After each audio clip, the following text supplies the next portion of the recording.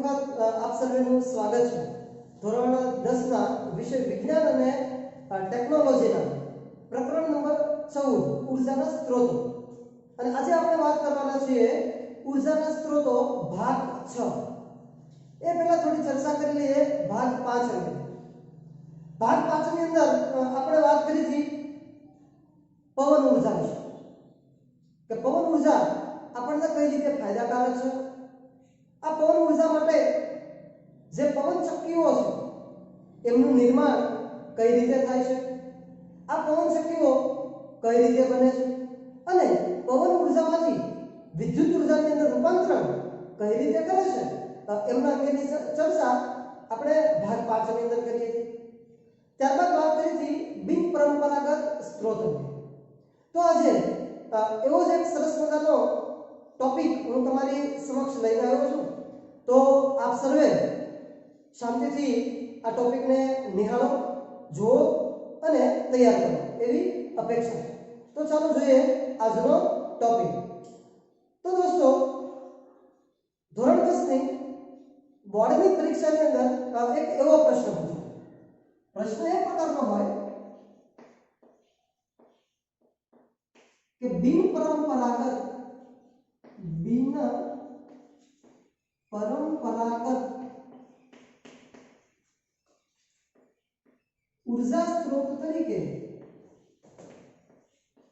ऊर्जा स्त्रोत तरीके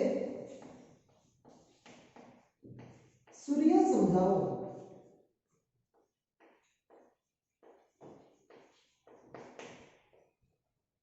एक आवो प्रश्न बोर्ड की परीक्षा में पूछा है कि बिन परंपरागत ऊर्जा स्त्रोत तरीके सूर्य ने समझाओ।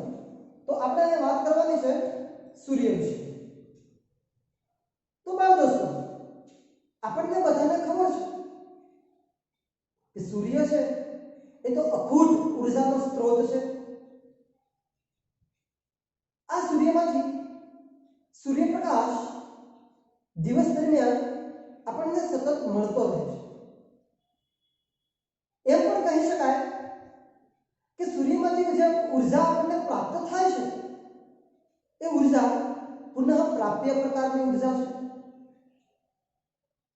एक रोचक बात है कि सूर्य એવું કહેવાય છે કે સૂર્ય આજથી 5 અબજ વર્ષ પહેલાથી આપણને સૌર ઉર્જા આપે છે કે સૂર્ય ઉર્જા આપે છે 5 અબજ વર્ષ પહેલાથી। અને એવું પણ કહેવાય છે કે હજી આ સૂર્ય આપણને 5 અબજ વર્ષ પછી પણ 5 અબજ વર્ષ પછી એટલે કે આજથી 5 અબજ વર્ષ પછી પણ આ સૂર્યમાંથી આપણને સૌર ઉર્જા પ્રાપ્ત થશે। એટલે હવે આપણે સૌર ઉર્જા ક્ષેત્રે કોઈ ચિંતા કરવાની જરૂર નથી, કારણ કે સૂર્ય આપણને દિવસ દરમિયાન સતત ને સતત સૂર્યપ્રકાશ મારફતે આ સૌર ઉર્જા આપવાનો છે। તો વિદ્યાર્થી મિત્રો આપણે જો આ સૌર ઉર્જાનો ખૂબ જ સારી રીતે ઉપયોગ કરીએ તો આપણને ઘણા બધા ફાયદાઓ પણ થાય છે અને આ ઉર્જા તો આપણને એકદમ મફત મળે છે, પણ થોડી ટેકનિકનો આપણે ઉપયોગ કરવો પડે। જો આપણે એવી ટેકનિકનો ઉપયોગ કરીએ તો સૌર ઉર્જામાંથી પ્રાપ્ત થતી ઉર્જા આપણને સારી રીતે પ્રાપ્ત થાય।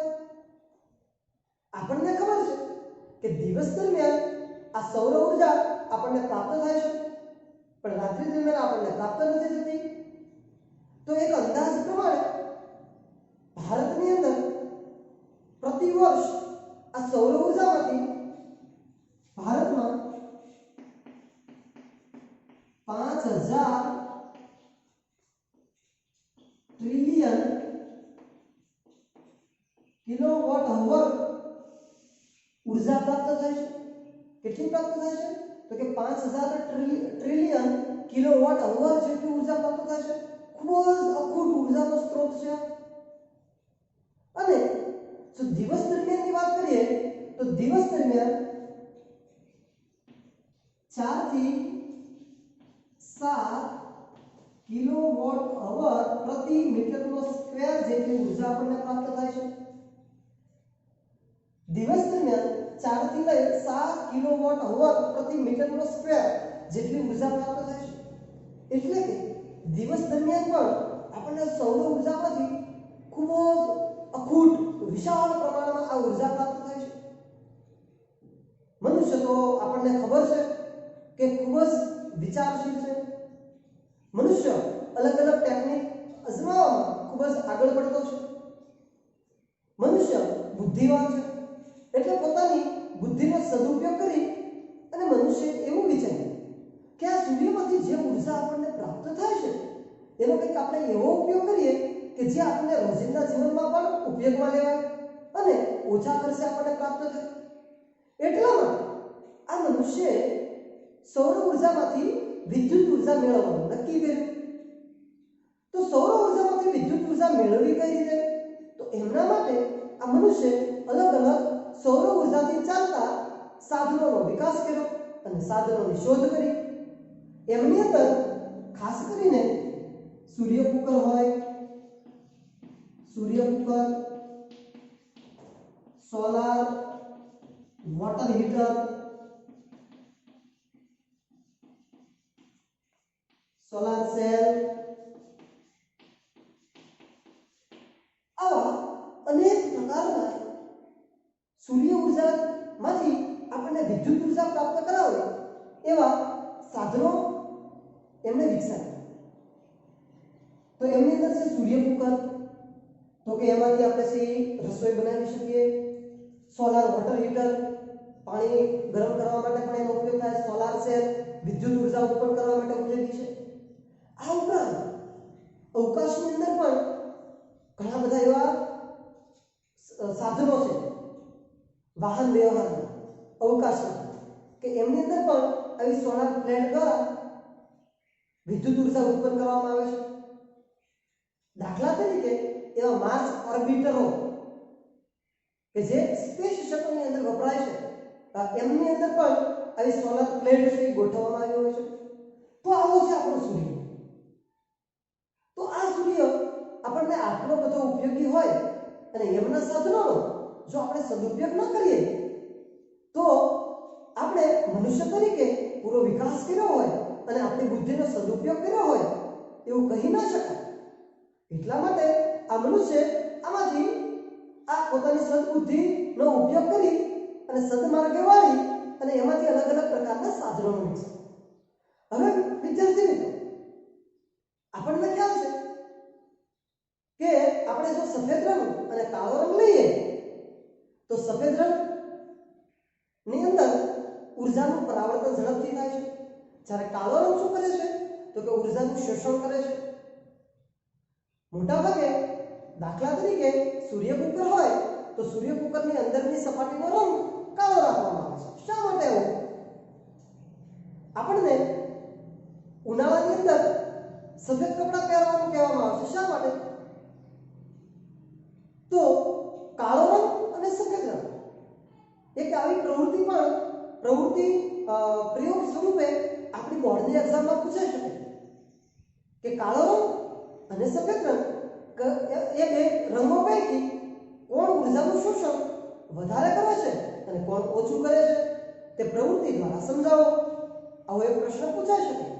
તો આ પ્રવૃત્તિ આપણને બધાને ખ્યાલ હોવો જોઈએ કે કયા પ્રકારની હોઈ શકે। તો આ પ્રવૃત્તિની અંદર આપણે બે ફ્લાસ્ક લેવાના છે અને બે થર્મોમીટર લેવાના છે અને એમની અંદર પાણી ભરી અને આપણે એમની અંદર પાણી અથવા તો બંનેની અંદર અલગ અલગ રંગ કરી અને આપણે એનું અવલોકન કરવાનું છે।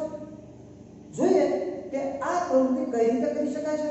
તો આ વિડીયો મારફતે આપણે આ પ્રવૃત્તિને નિહાળીએ। તો નિહાળો આ વિડીયો। સપાટી અને સફેદ રંગની સપાટી પૈકી કયા રંગની સપાટી વધુ ઉષ્માનું શોષણ કરે છે તે જાણવા માટે એક પ્રવૃત્તિ કરીએ। સાધનો: 2 કોનિકલ ફ્લાસ્ક અને 2 થર્મોમીટર। પદાર્થો: પાણી અને કાળા અને સફેદ રંગના પેઇન્ટ। પદ્ધતિ: 2 સમાન કદના કોનિકલ ફ્લાસ્ક લેવામાં આવે છે. એકને કાળા રંગથી અને બીજાને સફેદ રંગથી રંગવામાં આવે છે. બંને ફ્લાસ્કમાં એક સરખા પ્રમાણમાં પાણી ભરવામાં આવે છે. હવે બંને ફ્લાસ્કને 1 કલાક સુધી સીધા સૂર્યપ્રકાશ હેઠળ રાખવામાં આવે છે. થર્મોમીટર વડે બંને ફ્લાસ્કનું તાપમાન નોંધવામાં આવે છે. હવે અવલોકન કરીએ. સૌપ્રથમ આપણે હાથ વડે સ્પર્શ કરીને બંને ફ્લાસ્કનું તાપમાન નોંધવાનો પ્રયત્ન કરીશું. હાથ વડે સ્પર્શ કરતાં આપણને કાળા રંગનો ફ્લાસ્ક જે છે એ સફેદ રંગ કરતાં થોડો વધારે ગરમ લાગે છે. હવે આપણે થર્મોમીટર વડે તાપમાન નોંધીએ. સૌપ્રથમ આપણે સફેદ રંગના ફ્લાસ્કનું તાપમાન નોંધીશું.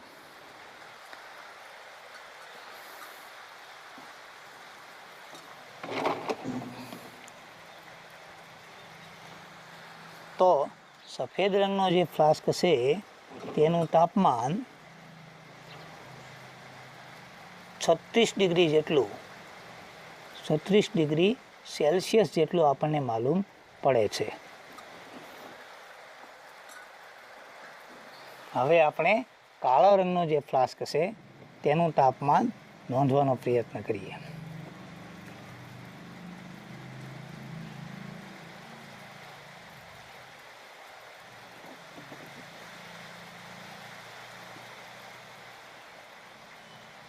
તો આ કાળા રંગનો જે ફ્લાસ્ક છે તેનું તાપમાન 40 ડિગ્રી જેટલું આપણને માલુમ પડે છે.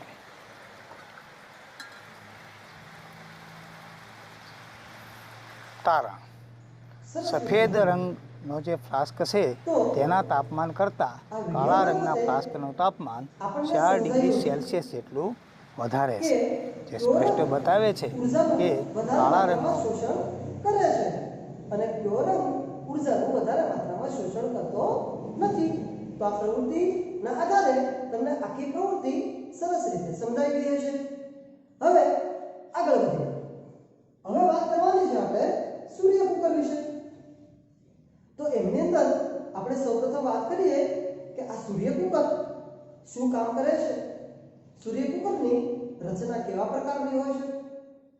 તો મિત્રો, આપણને ખ્યાલ છે, આપણે 5મા ધોરણની અંદર પણ ભણી ગયેલા છીએ સૂર્ય કુકરની રચના વિશે, સૂર્ય કુકરના ફાયદાઓ વિશે, આ સૂર્ય કુકર કઈ રીતે કાર્ય કરે છે એમના વિશે. તો એમને થોડી તાજી કરી લઈએ કે આ સૂર્ય કુકર શું કામ કરે છે. તો કે સૂર્ય કુકર સૂર્યપ્રકાશની હાજરીમાં રસોઈ બનાવવાનું કામ કરે છે. પણ આ સૂર્ય કુકરની અંદર રસોઈ બનતી કઈ રીતે હશે? કોઈ પણ પ્રકારના ઈંધણ વગર આ સૂર્ય કુકર કઈ રીતે રસોઈ બનાવે છે? તો એમનું મુખ્ય કારણ છે એમની રચના.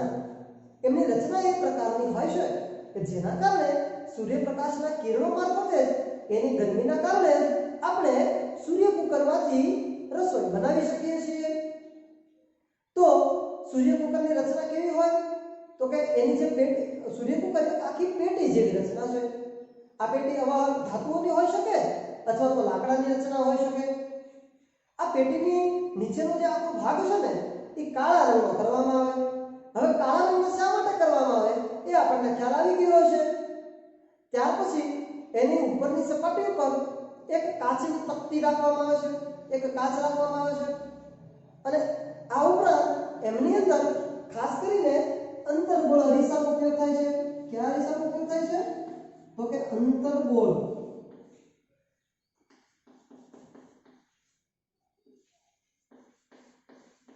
કયો અરીસો વપરાય છે? તો કે અંતર્ગોળ અરીસો એમની અંદર વપરાય છે. અને એમની અંદર જે આપણે રસોઈ બનાવવા માટે જે ડબ્બાઓ ગોઠવ્યા હોય એમનો રંગ પણ મોટા ભાગે કાળો રાખવામાં આવે છે. આવું બધું કઈ રીતે? તો આપણને ખ્યાલ છે કે સૌપ્રથમ શું થશે? તો કે સૂર્યપ્રકાશના કિરણો આ કુકરની, જે સૂર્ય કુકર છે એમની સપાટી પર આવશે ત્યારે અંતર્ગોળ અરીસામાંથી પસાર થશે. અને અંતર્ગોળ અરીસામાંથી સીધા પ્રકાશના કિરણો આપણે જે ડબ્બા અંદર મૂક્યા છે રસોઈ બનાવવા માટે એમના ઉપર પડશે. અને ત્યાં તો ડબ્બાનો રંગ પણ કાળો અને નીચેનો રંગ પણ કાળો, એટલે સૂર્યપ્રકાશના જે કિરણો છે એનું શોષણ કેવું થશે? તો કે વધારે થશે. અને ત્યાં અંદરના ભાગમાં એક ગ્રીન હાઉસ અસર જેવી અસર સર્જાશે.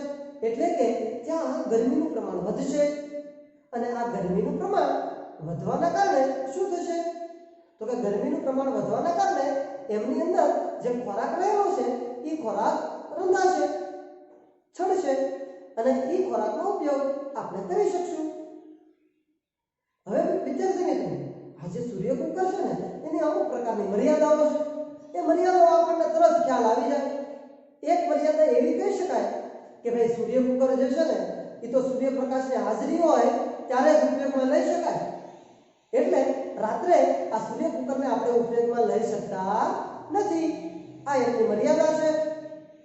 ત્યારબાદ બીજી મર્યાદા એ પણ કહી શકાય દિવસ દરમિયાન આખો દિવસ આપણે એનો ઉપયોગ નથી કરી શકતા. જ્યારે સૂર્યના કિરણો વધારે પ્રમાણમાં હોય અને તાપમાનનું પ્રમાણ વધારે હોય ને ત્યારે ઉપયોગમાં લઈ શકીએ. સાંજના સમયે ભલે સૂર્ય તો છે પણ સૂર્યપ્રકાશના કિરણો થોડા ત્રાંસા થઈ જાય અને વધારે ગરમ ન હોય તો ત્યારે આપણે એનો ઉપયોગ કરી શકતા નથી. આ પણ એની એક મર્યાદા છે. બીજી મર્યાદા એ પણ કહી શકાય કે આપણે કોઈ જો ખોરાકને તળવો હોય, તળી કોઈ ખોરાક બનાવવો હોય તો તળેલો ખોરાક આપણે આ સૂર્ય કુકરમાં બનાવી શકતા નથી. તો અમુક પ્રકારની આ સૂર્યપ્રકાશ જે સૂર્ય કુકર છે એમની મર્યાદાઓ પણ છે. તો બાળકો, હવે આ સૂર્યપ્રકાશ આપણને કઈ કઈ રીતે ફાયદાકારક છે એ પણ આપણે અગાઉ અભ્યાસ કરેલો છે. પણ એમ છતાં એનો રસપ્રદ રીતે અભ્યાસ કરવા માટે સૂર્ય કુકરના ફાયદાઓને લગતો એક સરસ મજાનો વિડીયો હું આપ સમક્ષ લઈને આવ્યો છું. તો આ વિડીયો મારફતે આપણે સૂર્યપ્રકાશના ફાયદા સારી રીતે સમજી શકશું અને એમની રચના પણ એમની અંદર આવશે. સૂર્ય કુકર કેવા કેવા પ્રકારના હોય એ પણ આવશે. તો ચાલો નિહાળીએ સૂર્ય કુકરના ફાયદાઓ લગતો આ વિડીયો. તો નિહાળો આ વિડીયો. हमको भी है लिखना पढ़ना, हमको भी है आगे बढ़ना, तुम भी बोलो. शिक्षा का सूरज है निकला, हो रहा है अब उजाला, आंखें खोलो. हमको भी है लिखना पढ़ना, हमको भी है आगे बढ़ना, तुम भी बोलो.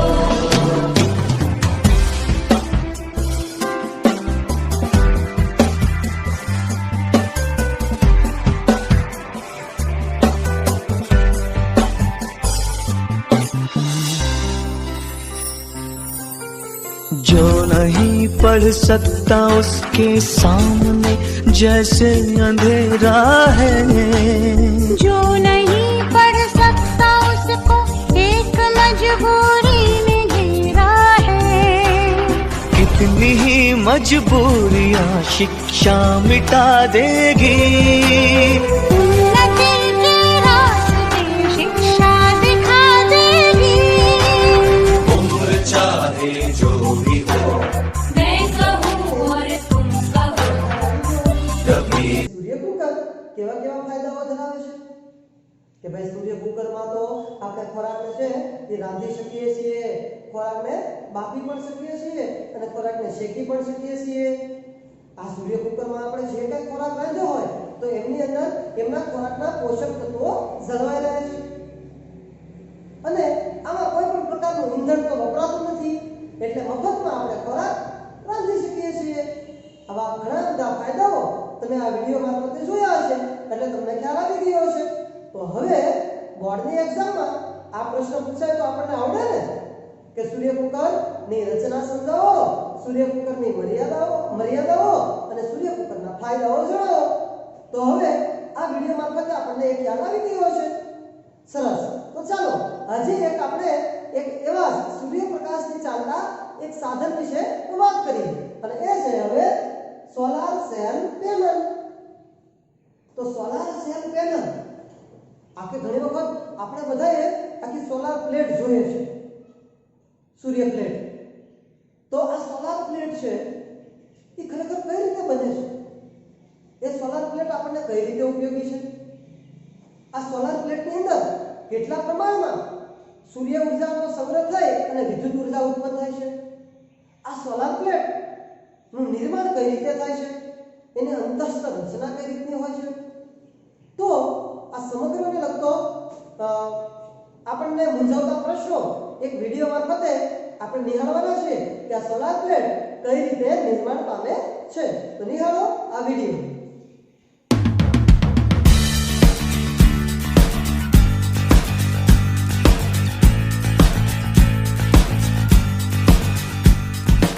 હેલો ફ્રેન્ડ્સ, હું છું સાહિલ અને આપ સૌનું સ્વાગત છે મારી ચેનલમાં હું તો છું ને.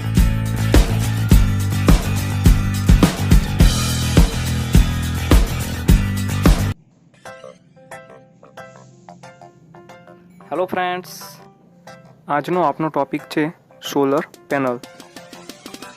સોલર પેનલ વર્ક કઈ રીતે કરે છે? તો સોલર પેનલ ચલાવવા માટે જરૂરી ઉર્જા સ્ત્રોત છે સૂર્યપ્રકાશ. તો આ સૂર્યપ્રકાશ ફોટોનનો બનેલો હોય છે અને ફોટોન નામના કણ ઉર્જા ધરાવતા હોય છે. તો આ ઉર્જાનો સોલર પેનલ વડે સૌર ઉર્જામાંથી ઇલેક્ટ્રિક એટલે કે વીજળીમાં રૂપાંતરિત કરી શકાય છે.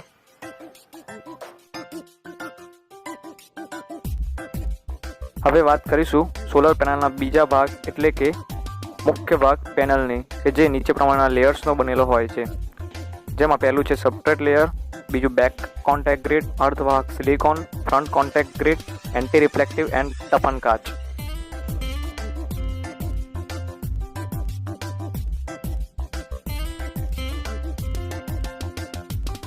હવે બધા જ લેયર્સના વર્કની એક પછી એક ચર્ચા કરીશું. સૌથી પહેલું લેયર છે સબસ્ટ્રેટ લેયર, કે જે સૌથી નીચેના ભાગમાં આવેલું છે અને જેનું વર્કિંગ છે સપોર્ટ પૂરો પાડવાનું.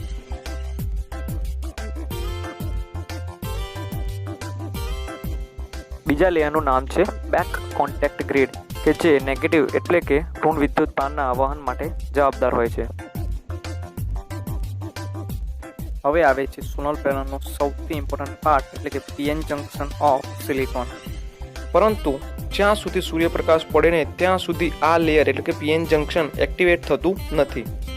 પણ જ્યારે આ જંક્શન ઉપર સૂર્યપ્રકાશ પડે છે ત્યારે પોઝિટિવ અને નેગેટિવ એમ બે પ્રકારનું વિદ્યુત ક્ષેત્ર રચે છે.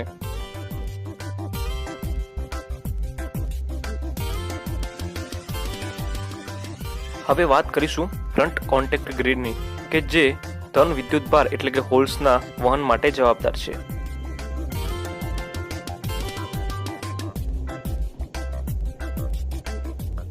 હવે આવે છે એન્ટી રિફ્લેક્ટિવ કોટિંગ, એટલે કે જૈસા નામ વૈસા કામ. એટલે કે આ લેયર સૂર્યપ્રકાશને આવવા તો દે છે પરંતુ તેને રિફ્લેક્ટ થઈને પાછું જવા દેતું નથી. એટલે કે આ ભાગનું કામ ખાલી શોષણ કરવાનું જ છે. અને હવે આવે છે સોલર પેનલનું સૌથી ઉપરનું લેયર એટલે કે ટફન્ડ ગ્લાસ. આ ગ્લાસ સોલર પેનલને વાતાવરણ એટલે કે એટમોસ્ફિયરથી થતું નુકસાન અટકાવે છે.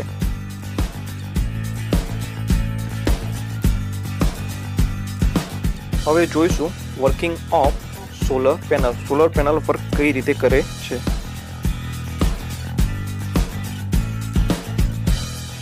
અને હવે વાત કરીશું સોલર પેનલના સૌથી ઇમ્પોર્ટન્ટ પાર્ટ એટલે કે પીએન જંક્શનની. તો પીએન જંક્શનની અંદર બે ટાઈપના સિલિકોનને જોડીને બનાવવામાં આવતો હોય છે. જેમાં એક સાઈડ પી ટાઈપનો સિલિકોન અને જ્યારે બીજી સાઈડ એન તરફનો સિલિકોન આવેલો હોય છે.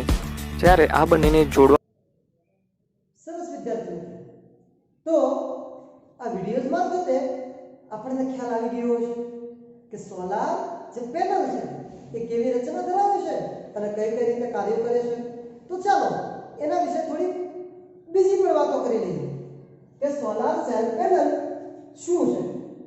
જો સોલાર સેલ પેનલને સૂર્ય સામે જ્યારે રાખવામાં આવે ને, સૂર્યપ્રકાશમાં સૂર્ય સામે જ્યારે રાખવામાં આવે ને ત્યારે તે 0.5 થી 1 વોલ્ટ ક્રમનો વોલ્ટેજ ઉદ્ભવે છે એમાંથી અને આશરે તે 0.7 વોટ જેટલો વિદ્યુત પાવર પણ પેદા કરે છે. યાદ રાખજો બરાબર, પરીક્ષા માટે અગત્યનો મુદ્દો છે કે ભાઈ જ્યારે સોલાર પેનલ છે એમને સૂર્યપ્રકાશ સામે રાખવામાં આવે ત્યારે તે 0.5 થી 1 વોલ્ટ ક્રમનો વોલ્ટેજ ઉત્પન્ન કરે અને એમાંથી 0.7 વોટ જેટલો વિદ્યુત પાવર પણ પેદા થાય છે.